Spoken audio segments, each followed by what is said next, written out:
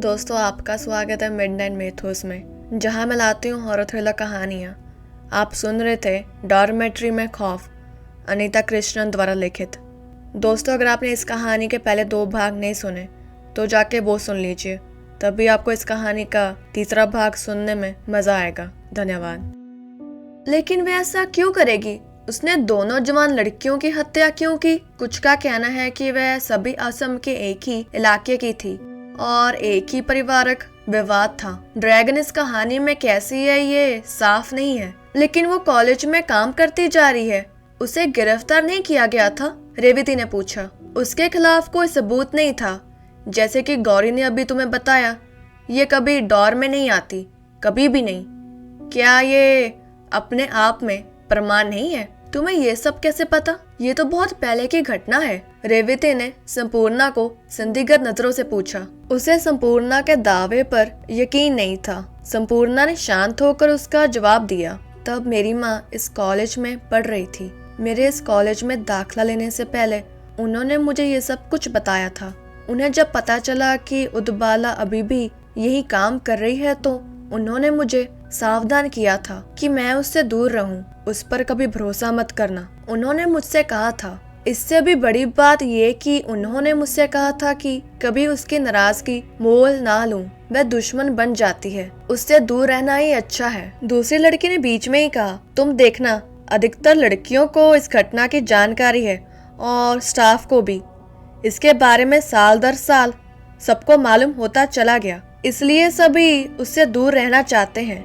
मतलब ड्रैगन का कोई दोस्त नहीं है? ऐसी खतरनाक महिला से कौन दोस्ती करना चाहेगा? मौली ने गुस्से से कहा। तुम्हारी माँ ने उस घटना के बारे में तुम्हें क्या बताया था? स्पष्ट रूप से सान्या उस दर्दनाक घटना की तह में जाना चाहती थी। सालमी और संतीति मेरी माँ की क्लासमेट थी। उस दुर्भाग्यपूर्ण दिन उन दोनों के सिवाय पूरी क्लास पिकनिक के लिए गई थी। उनमें से एक, मुझे लगता है संतीति, सुबह का नाश्ता करने के बाद अचानक बीमार पड़ गई। सोचो, इतनी सारी लड़कियों ने खाना खाया, लेकिन फूड पॉइजनिंग सिर्फ एक को ही हुई। संदेहजनक है ना? एकदम विचित्र। ऐसा लगता है जैसे किसी ने उसमें जानबूझकर जहर मिलाया था। बिल्कुल ठीक। फिर उसकी बहन सालमी घूमने नहीं गई और उसके साथ ही रही, या शायद ड्रैगन ने उसे कहा कि अपनी बहन की देखभाल करो। मिस उदबाला भी पिकनिक के लिए नहीं गई। देर शाम जब मेरी माँ और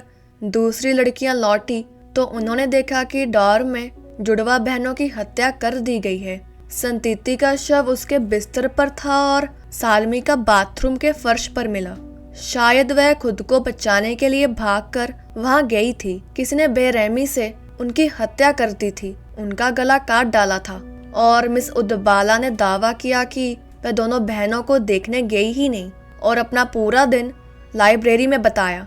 लाइब्रेरियन ने कहा कि वह लाइब्रेरी में ही थी, लेकिन उस आधे घंटे के बारे में कुछ नहीं बताया जब वह लंच करने चली गई थी। उसने उदबाला से आग्रह किया था कि उसके लौटने तक वह लाइब्रेरी में ही रहे। केवल भगवान ही जानते हैं उस आधे घंटे में उसने क्या किया। लंच का समय होने के कारण कोई और लाइब्रेरी में नहीं आया।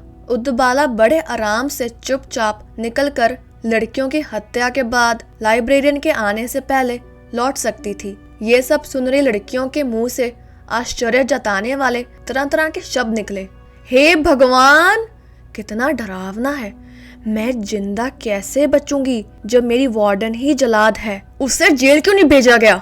रेवती ने दांत पीसते हुए पूछा। संपूर्णा ने जवाब दिया, इतनी शातिर कातिल जो ठहरी, उसने एक भी सुराग पीछे नहीं छोड़ा। दोहरे कत्ल की ये गुत्थी कभी नहीं सुलझी और वह अब तक इस कॉलेज में है। ऐसा कहा जाता है कि किसी बेहद प्रभावशाली आदमी का हाथ उसके पीछे था, इसलिए उसके बाद से ही हत्या का शिकार हुई लड़कियों की आत्माएं इस डोर में और यहाँ तक आने वाली सीढ़ियों में रहती है। अब हम क्या करें? रेवती ने अपनी डॉर्म की लड़कियों से पूछा। संपूर्णा ने सलाह दी, सिर्फ प्रिंसिपल से बात करो और किसी से नहीं। उनसे कहो कि तुम सभी को कहीं और जगह दिला दे, लेकिन इससे चुपचाप करो। ड्रैगन को ये पता नहीं चलना चाहिए कि तुम लोगों ने क्या क्या अनुभव किए हैं। हाँ, नहीं तो वह तुम लोगों का जीना हराम कर देगी। किसी और ने सलाह दी। नरक में उसे जाना चाहिए, मॉली ने घिन और गुस्से से पैर पटकते हुए कहा। फिर सारी फ्रेशर्स अनिच्छा से अपने भूतिया हॉल में लौटी और क्लास के लिए तैयार हो गई। उन दिनों शाम को लड़कियां अपने डॉर्म में थोड़ा जल्दी आ गई और उनका मूड अच्छा था।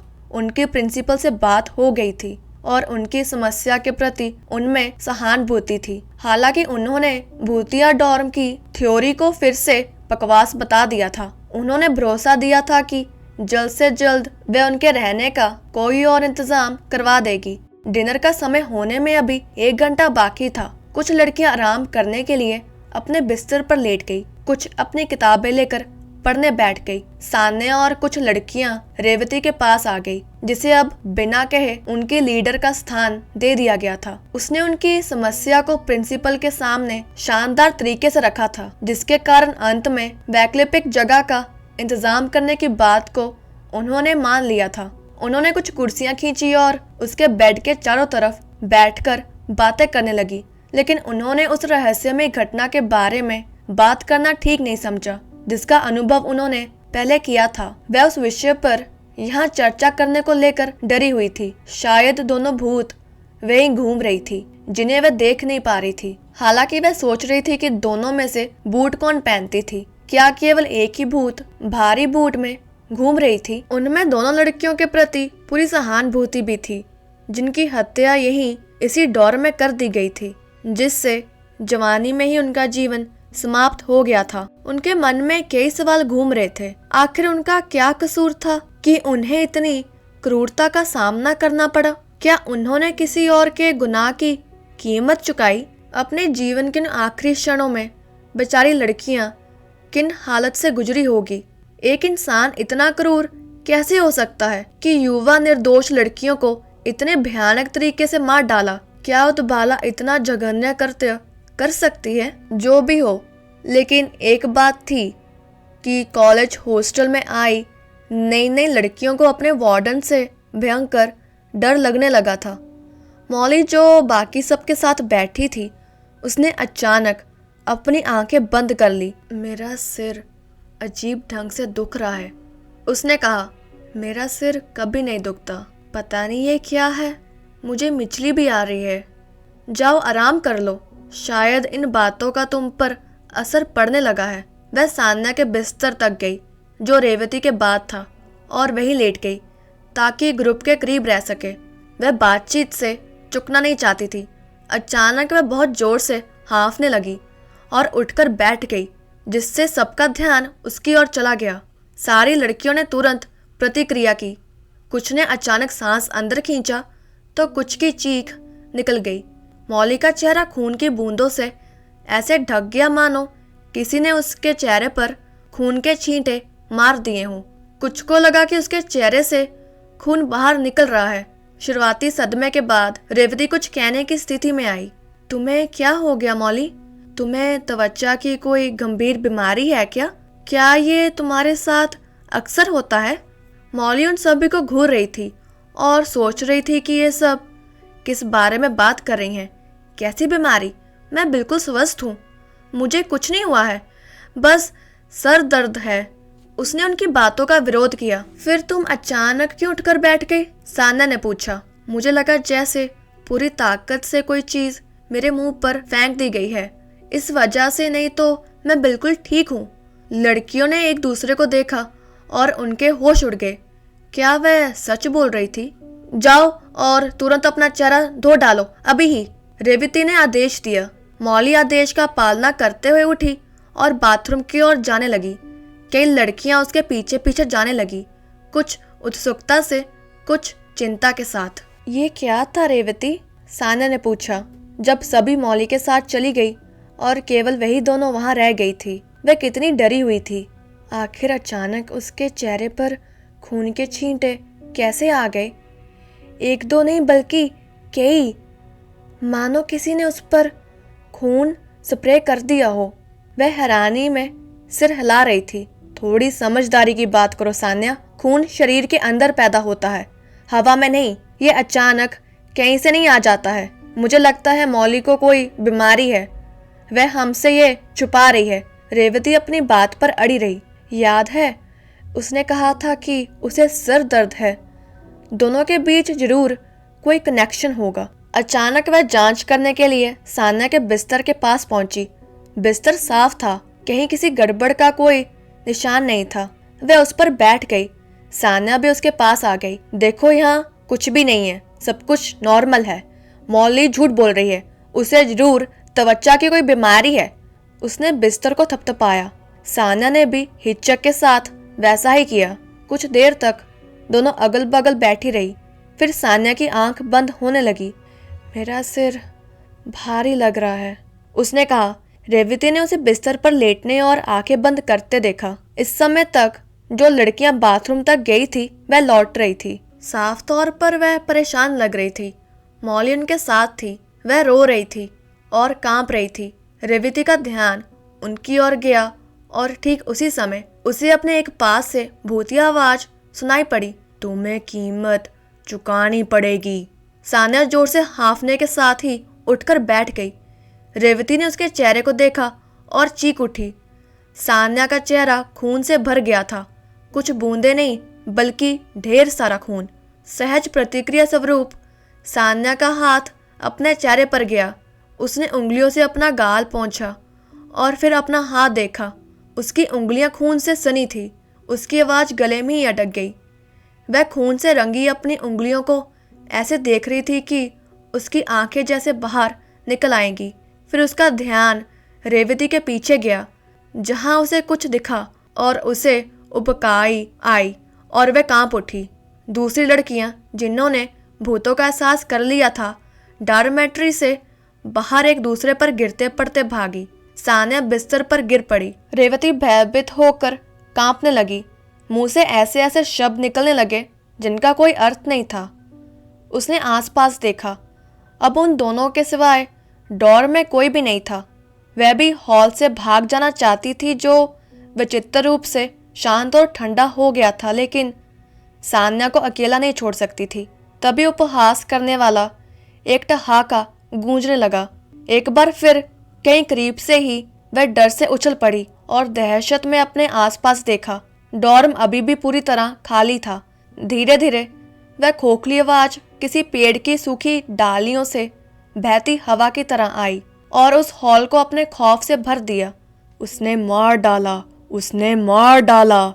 रेवती कांप उठी और उसने सान्या को हिलाया ताकि उठने में उसकी मदद कर सके। चलो सान्या, उठो जल्दी, यहाँ से हमें निकलना है, प्लीज। उसने अपनी पूरी ताकत लगाई और सान्या को बैठाया। सान्या फटे पुराने कपड़ों से बनी किसी गुड़िया की तरह ढूल मूल और बेजान बैठी थी। उसके चेहरे से खून गले से बहता हुआ उसके ब्लाउज को भिगो रहा था। उसका यह रूप बेहद डरावना था। फिर भी रेवती उसके साथ खड़ी रही। उसे वहां से भागने के लिए जोर जोर से हिलाती रही, लेकिन सान्या बस कांपती रही और कंठ से अजीब अजीब आवाजें निकालती रही। डॉर्मेट्री की बाकी लड़कियां नीचे पहुंच गई। उनकी चीख, कांपते शरीर और डर से सफेद पड़े चेहरे सारी कहानी बयां कर रहे थे। स्टाफ कैफेटेरिया में शाम की चाय पीने के बाद मिस उदबाला ईस्ट विंग हॉस्टल की ओर जा रही थी। इस शोरगुल को सुनने के बाद वह उन भयभीत लड़कियों के पास पहुंची। कैंपस में तुम लोगों ने ये क्या हंगामा खड़ा कर रखा है? उसने उन्हें डांटा, लेकिन लड़कियां इतनी परेशान थी कि उसकी डांट का कोई असर नहीं पड़ा। उन्होंने जो अचानक हुआ उसे बताने का प्रयास किया। भले ही उसकी बात पूरी तरह समझ में नहीं आई, लेकिन उदबाला बुरी तरह डर गई। अपने डर को छिपाने के लिए उसने चिल्लाकर कहा, अभी की अभी तुम सब हॉस्टल में वापस चले जाओ। लेकिन आज लड़कियां ने ठान लिया था कि उसकी बात माननी ही नहीं है। जैसे ही ये समझ आया कि मिस उदबाला से बात करने का कोई फायदा नहीं है, कुछ लड़कियां प्रिंसिपल के ऑफिस की ओर वो सब कुछ बताने के लिए भागी जिसे उन्होंने देखा था। कॉलेज के कुछ लेक्चरर्स के साथ वह दयालु महिला तुरंत ईस्ट विंग हॉस्टल की ओर दौड़ी। अब तक हॉस्टल के बाहर एक बड़ा समूह इकट्ठा हो गया था। मिस उदबाला चुपके से वहां से निकलने की फिराक में थी, तभी प्रिंसिपल वहां पहुंच गई। मैम, रेवती और सान्या अभी भी डॉर्मेट्री में है। नित्या प्रिंसिपल मिसेस बॉस की ओर भागी और कांपती आवाज में इसकी जानकारी दी। उसकी जान खतरे में है मैम, प्लीज कुछ कीजिए। मौली चिल्लाई, मेरे साथ आओ। मिसेस बोस ने मिस उदबाला की ओर देखा और आदेश देते हुए कहा। 2 अन्य लेक्चरर्स उनके साथ जाने को तैयार हो गई। वह प्रवेश द्वार की ओर भागी। मिस उदबाला टस से मस नहीं हुई। मिसेस भोस दरवाजे पर रुक गई और चीखती हुई बोली, मिस उदबाला बोरा, आपके साथ क्या समस्या है? आप इस हॉस्टल की वार्डन है और लड़कियों की सुरक्षा की जिम्मेदारी आप पर है। फौरन चलिए, हमें देखना है कि डॉर में क्या हो रहा है। जब कोई चारा नहीं बचा तो मिस उदबाला प्रिंसिपल के पीछे चल पड़ी। ईस्ट विंग के बाहर कॉलेज की लड़कियों की जो भीड़ इकट्ठा हो गई थी, उसने उसकी हिचकिचाहट को देखा। जब वह अपने सीनियर के पीछे पीछे भारी कदमों से आगे बढ़ी, वह समूह बिल्डिंग के अंदर ओझल हो गया। किसी भी छात्रा ने उनके पीछे जाने का प्रयास नहीं किया। किसी की हिम्मत नहीं पड़ी। फैकल्टी के सदस्य सीढ़ियों से ऊपर भागे और डॉर्मेट्री के दरवाजे पर हांफते हुए खड़े हो गए। उन्होंने देखा कि रेवती किसी तरह सान्या को बिस्तर से उतारने के लिए संघर्ष कर रही है। मिसेस भोस उनकी मदद के लिए आई और वह 2 लेक्चरर्स भी। मिस उदबाला ने डोर में घुसने से इनकार कर दिया और दरवाजे पर ही खड़ी रही। तीनों बुजुर्ग महिलाएं सान्या की हालत देखकर हैरान थी। इसके चेहरे पर इतना सारा खून कैसे है रेवती? प्रिंसिपल ने जानना चाहा। रेवती और सान्या उसी तरह कांप रही थी जैसे शरद ऋतु में तेज हवा में सूखी पत्तियां कांपती हैं। मिस उदबाला, आप दरवाजे से बाहर क्या कर रही हैं? आइए और लड़कियों की मदद कीजिए। बर्फ की तरह ठंडी डॉर्मेट्री में मिसेस भोस की आवाज गरज रही थी। भय, चिंता और घबराहट के साथ उदबाला उस जगह को देख रही थी जहाँ सान्या अपने बिस्तर पर बैठी थी। ये वह जगह थी जहाँ बेहद बीमार और असहाय अवस्था में सिंथेटी की निद्रता से हत्या कर दी गई थी। उदबाला डॉर्मेट्री के बाहर खड़ी रही। अंदर आने की उसकी कोई इच्छा नहीं थी। मिस उदबाला! मिसेस भोस फिर से चीख उठी। वह समझ नहीं पा रही थी कि यह महिला इतने विचित्र व्यवहार क्यों कर रही है। स्पष्ट रूप से वह उससे बेहद नाराज थी। जब कोई रास्ता नहीं बचा तो मिस उदबाला अंदर आई। दरवाजे पर एक पल के लिए हिचकिचाई और फिर तेज कदमों से उस समूह के पास आने लगी। वह बेमुश्किल 10 कदम भी आगे नहीं बढ़ी होगी कि डोर में मौजूद समूह दंग रह गया। जब वह हवा में ऊपर उठने लगी, कोई अदृश्य शक्ति उसे फर्श से ऊपर खींच रही थी। कुछ दूर तक वह हवा में तैरती रही और फिर फर्श पर जोरदार धम की आवाज से गिर पड़ी। उसके मुंह से चीख निकल गई। उसकी आंखें लगभग कोटरों से बाहर निकल आई और मुंह खुला का खुला रह गया। जब अपने सामने किसी को बुरी तरह डर से कांपते हुए देखा, किसी ऐसे व्यक्ति को जिसे दूसरे नहीं देख पा रहे थे, उसने बोलने की कोशिश की। माफ कर देना। तुमने पैसे लेकर मार डाला। उस डॉर्मेट्री में भयंकर कंपन हुई जिससे सभी का खून जैसे जम गया। मिसेस भोस और उनके साथ खड़ी 2 लेक्चरर्स ने आसपास देखकर आवाज के स्रोत का पता लगाना चाहा। अपनी आंखों से बहते आंसुओं के बीच रेवती ने सान्या को बाहों में कस लिया ताकि उसकी रक्षा कर सके। सान्या अभी भी बैठी थी, एकदम सतबुद्ध। फिर उस भयाक्रांत समूह ने देखा कि मिस उदबाला के दोनों हाथ सामने की ओर उठ के उसे बाथरूम की ओर खींचा जाने लगे। एक बार फिर अदृश्य शक्तियों के द्वारा उसके मुंह से खून बाहर आने लगा और उसके गले से होकर बहने लगा। वह लड़खड़ाने लगी। मिसेस भोस, जो अपनी जगह पर सतबद्ध खड़ी थी, अब सबसे जोर से चीख पड़ी। मिस उदबाला को बाथरूम की ओर खींचा जाने लगा और फिर अंदर ले जाया गया। उसके अंदर जाते ही बाथरूम का दरवाजा जबरदस्त शोर के साथ बंद हो गया। जो भी सुध-बुध बची थी उसे समेटते हुए प्रिंसिपल, दोनों लेक्चरर और रेवती ने मिलकर सान्या को उठाया और उस भूतिया डॉर्म से झटपट निकल गई। सान्या धीमी आवाज में लगातार बोलती जा रही थी, खून खून, गले से भू भू भू भू। मिस उदबाला के अलावा सान्या ही थी जिसने संतीति और सालमी के भूतों को देखा था, जिनके कटे गले से खून बह रहा था और वह मिस उदबाला को घसीट कर दूर ले जा रही थी। यही उसके दिमाग पर आखिरी प्रहार था जिसने उसे हमेशा के लिए सदमे में पहुंचा दिया। यही आखिरी शब्द थे जो सान्या के मुंह से निकले थे। उसे इतना गहरा सदमा पहुंचा था कि उसके बोलने की क्षमता जाती रही और वह जीवन भर के लिए मौन शरीर बन गई, बिल्कुल पत्थर की उस मूर्त की तरह जिसे रेवती ने अपने सपने में देखा था। बिल्डिंग से बाहर आने पर मिसेस भोस ने खुद को संभाला और कुछ गार्ड्स को मिस उदबाला की मदद के लिए डॉर्मेट्री में भेजा।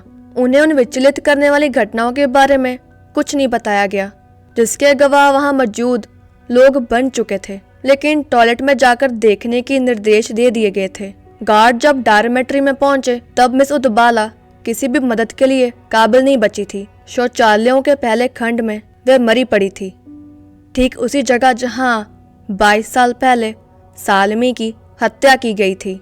उसके खुले मुंह से खून बाहर निकल रहा था, उसकी जीभ उसके मुंह से बाहर निकली थी और उसकी आंखें खुली और बाहर निकली हुई थी। ये रोंगटे खड़े करने वाला दृश्य था। ऐसा लग रहा था जैसे उसकी जान उसके शरीर से खींचकर निकाल दी गई थी। ईश्वर ने अपनी भूमिका निभा दी थी, उसने कर्मों का भुगतान कर दिया था।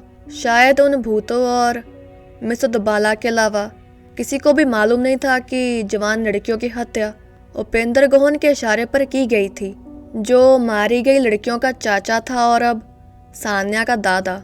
उपेंद्र ने जब इस हत्या को रचना शुरू किया था तो उसने कभी नहीं सोचा था कि एक दिन उसे भी दर्द में रोना पड़ेगा जब उसकी प्यारी पोती पत्थर की मूर्त बन जाएगी। और तभी उसकी समझ में आता कि दूसरों को कष्ट में डालना आसान है, लेकिन उसे संवेद सहन करना कितना कठिन होता है।